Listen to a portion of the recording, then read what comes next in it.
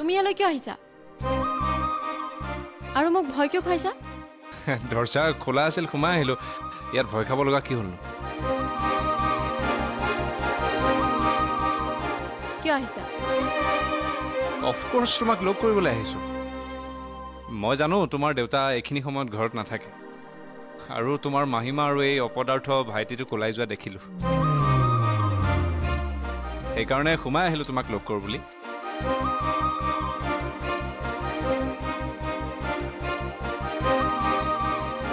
বহিবলৈ নিদিয়া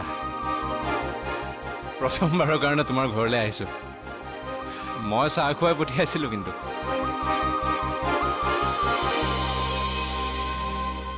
বহা ঠিক আছে ইয়াত নহয় তাত বহা বাৰু মই আহি আছো ঠিক আছে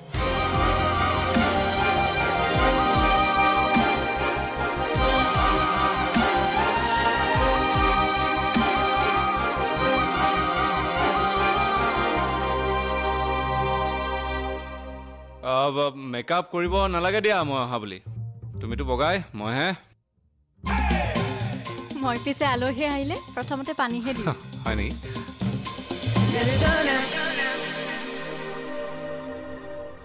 আচ্ছা তুমি ঠিক আছে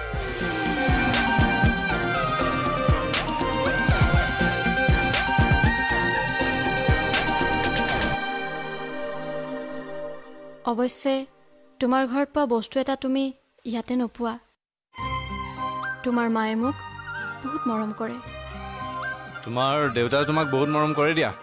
ময়ো কৰিম নহয় বিয়াৰ পিছত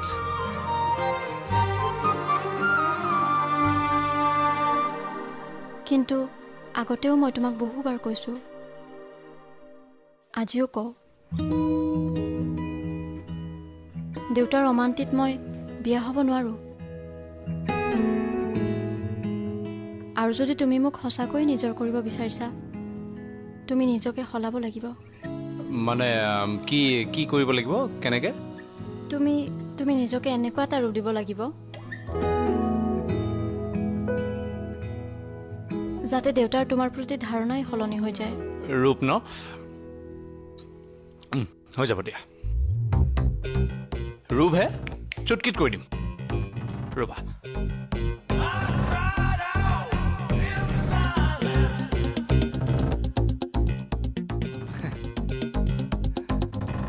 প্ৰাণ এই বস্তু এটা ক'ত আছে দোকানতে আছে দে মই গৈ আছো বুলি ক হ'ব দিয়া ৰূপ হে চেঞ্জ হৈ যাব চিন্তা কৰিব নালাগে হা